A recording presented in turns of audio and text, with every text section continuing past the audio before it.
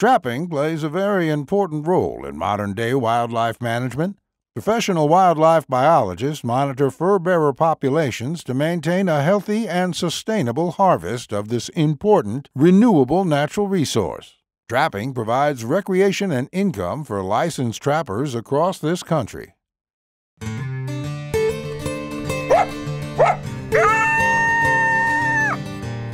Who's Your Trapper Outdoors is brought to you by Who's Your Trapper Supply. J3 Outdoors, manufacturer of the Hags Bracket and Body Trap Spring Clip. Leatherwood Creek Trapping Scents, Who's Your Trapper Deer Scents, and Leatherwood Wildlife Art. If I can get him in there.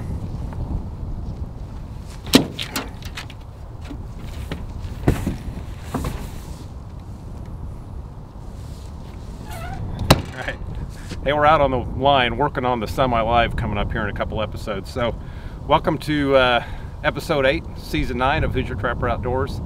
We're going to be winding up our Arkansas line today, and then we'll go to Tennessee, and then we'll start the semi-live. So Justin and I have been working on the semi-live footage. This is actually our first catch, so hopefully we'll have many more to show you. Want to thank our sponsor, J3 Outdoors. Jeff Haggerty makes an awesome products, particularly if you're a water trapper. Good quality USA made products. Want to thank everybody for all the orders. It's been awesome. After all, that's what keeps all this going. Check out our website at who'syourtrappersupply.com if you have it. Easy site to maneuver. Got everything you need for the trap line, and including our Leatherwood line. Want to mention our Show Us the Bottle contest. Basically, just take a picture of yourself or your catch or both with whatever product you're using from our Leatherwood line, which would include Top Dog Predator bait. And then we have the same offer to deer hunters. Take a picture of your successful kill with whatever one of our deer scents you're using, whether it's lip lick or doe and heat or whatever.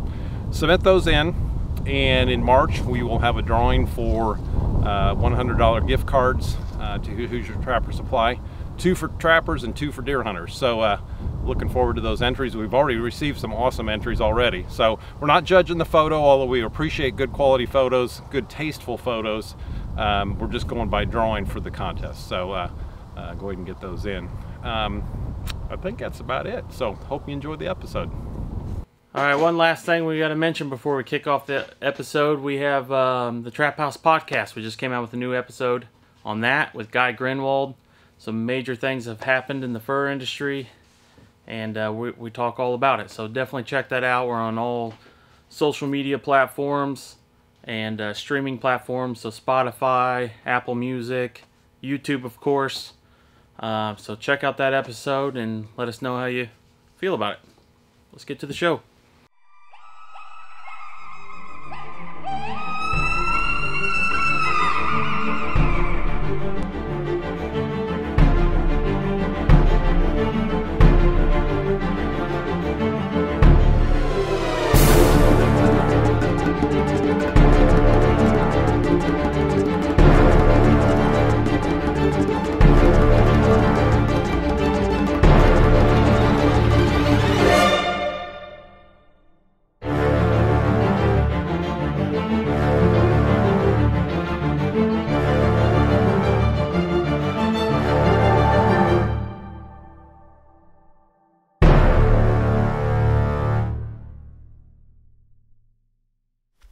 Last day, check day 8, first spot here. Pulling traps. Time to head home, pick up the remaining critters that we can on this trip. But it's decent weather last night, so hopefully things moved. We are unhooking traps from the drag and separating them in the back of the truck here. Just like how we got them out. Yep, just so we can organize them for the next trip. But as you can tell, we are loaded down. But that's kind of the game plan. Try and keep things clean as possible. And traps that have caught something, we're putting separate. They don't go back in the bin. That way they can be cleaned up. Today is Sunday. Offices don't open up until Monday to get these cats tagged before we leave the state. So one day in Arkansas left. So we got set right here by the road. This set a couple days ago caught a coyote, and we got a gray fox today, same trap. The gray fox catch has been really, really slow, so this is only the second one we've caught, and we're check day 8 and we're pulling traps. So anyways, it's good to see. Glad to see him. I'll tell you one thing about gray foxes: they are small but mighty. There's a lot of ferociousness there for a 6-pound animal. So anyways, very cool. Good way to start the morning out. Got a lot more traps to check, so hopefully the rest of the day plays out good. So.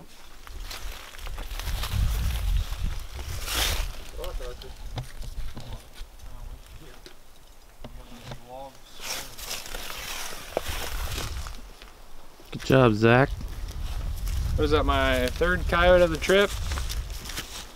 Down this little alleyway here. I don't think I've seen anything on this one yet during the trip until today. Seemed like maybe he was scurrying around over there at Charlie's set. Top dog? Top dog. I think Vixen Elixir and long distance on this one. And got it done.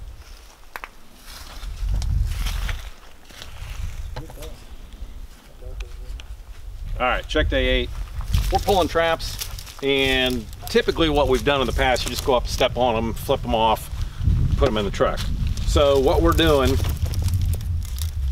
is we're pulling them out of the bed like that, bouncing them off, and smack them against a tree or something, and then flipping them off. And what we're doing is we're saving time later, because whenever you step on them, if you're using cover holes or whatever, dirt, it gets down in here, and then when you get home, you got to clean that up if you're going to retreat your traps. So it's just saving time when we get home. And this seems pretty obvious, but one year we were in a hurry and not thinking. We only did it once, but we're pre-wrapping we're getting our drags all wrapped up, taking the trap off, taking the time to get things somewhat organized in the truck. So when we get home, it's a lot easier. We've got another trip coming up in a couple weeks. So we just want to make things as quick and efficient for that trip as we possibly can. We're keeping the traps separate that actually caught animals, and then the ones that didn't catch, those are separate. So we'll try to get the ones that caught cleaned up and so they're not reeking of animal smell when we go to a new location. So anyways, that's what we're doing. That one's worth skimming. All right, check day 8, pulling traps. Caught this coyote. This is the set that caught that bobcat a couple days ago. So obviously a good location, and we got a history here that's always been a good spot. So get him taken care of, and give him a ride in the truck, and see how the rest of the day plays out.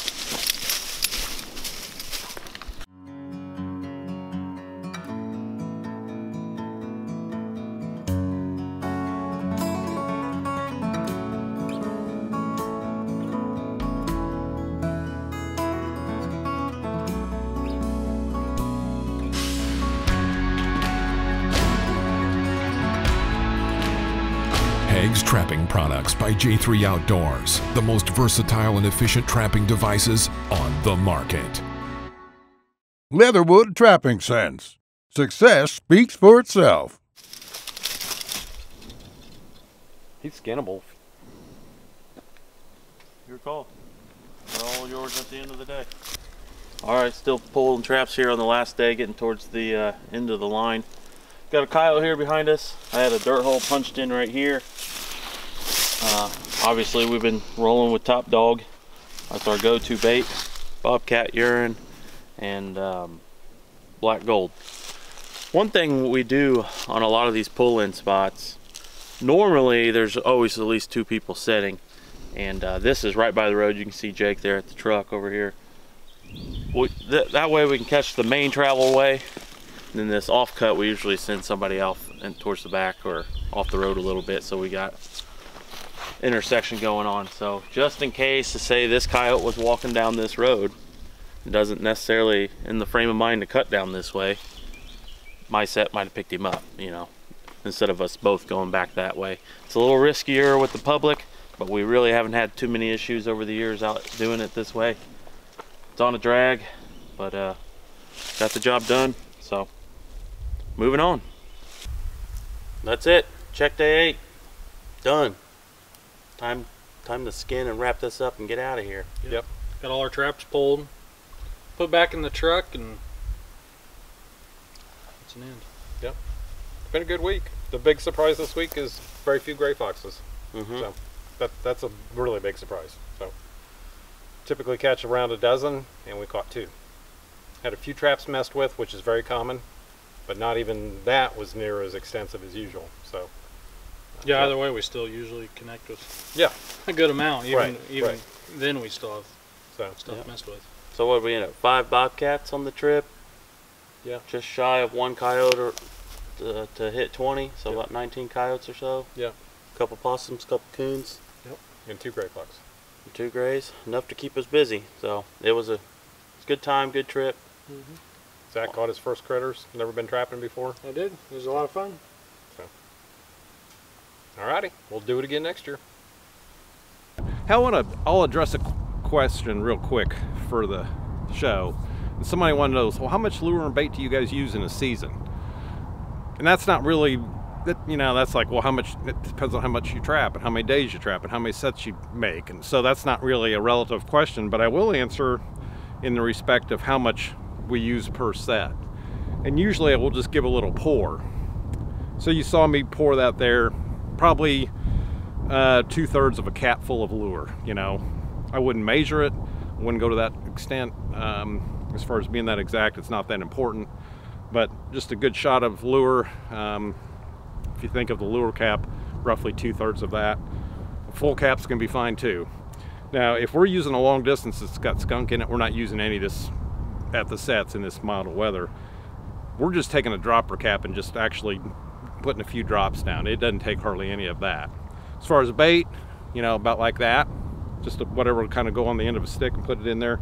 And then urine, this set doesn't need urine, but just for the sake of demo, we're just gonna give a little squirt like that, and then that's it. So, because this is a remake, we got plenty of urine here, we don't really need the urine. If you want to throw bobcat urine or something different on there just for change up sake, that would be fine. But like I said, to answer that question, we're going to turn it more into, well, how much do you use at the set instead of how much you use in the course of a season. So anyways, just hopefully that helps out. All right, second question that we had was about dug up traps, and I've addressed this one in the past. There's a number of reasons for this. Typically you got to first establish whether actually it was a coyote or a raccoon or what. Most of the time it's a raccoon, and a lot of times they like the freshly sifted dirt, or if you're using cover holes or peat moss, in some cases even wax dirt, their front feet are like hands, and they start feeling around it and they like the feel of it. So sometimes it's raccoons, or actually the majority of the time it's raccoons as far as dug up traps. If you have a coyote or a fox digging up a trap, a lot of times it is related to the trap's got some sort of smell on it that's foreign to the ground around it. So for instance, if you made a set and you've got some lure and bait on your hands, and maybe that got under the trap, and they smell that, they're going to be curious about that, and they'll be digging at it. Another possibility is just the trap, if it's not bedded very well and it's kind of wobbly and they step on it, sometimes just that movement will create some curiosity to it as well, and they'll want to dig at it. So the first thing I do is make sure you got clean gloves and clean traps, and then try to assess what's actually doing the digging. So and sometimes it's not easy, because for one thing it might be either the condition of the ground around the set may not lead to tracks, or just give you any indication as to what actually is doing it. So if the trap is actually pulled out of the bed, pulled upside down, left, all kinds of various positions, that is almost always a raccoon. But as far as, digging at the trap, that kind of thing, I would look at how clean your gloves are and that kind of thing.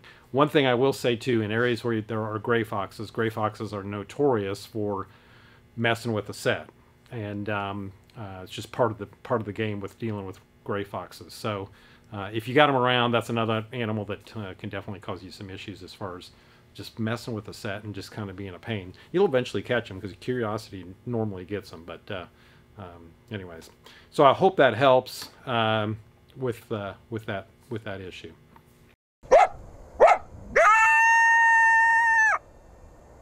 Top Dog Predator Bait. Success speaks for itself.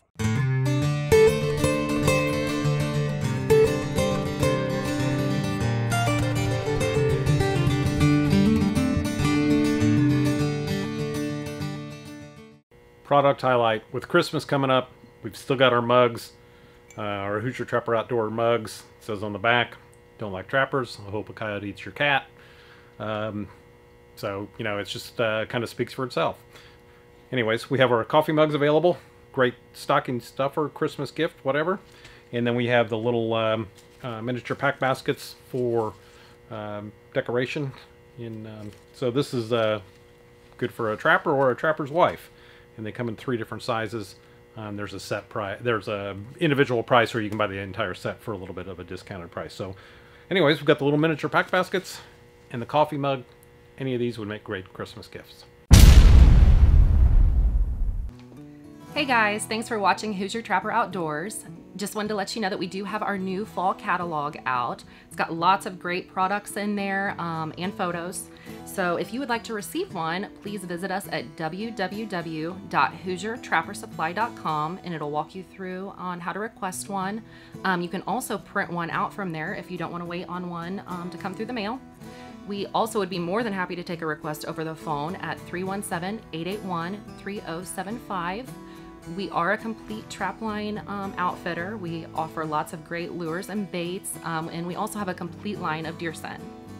Yep, and also while you're online, follow us on social media. We're on Instagram, Facebook, YouTube, of course. We really appreciate it. You could give us a like or share if you can, and subscribe to the YouTube channel. That'd be great.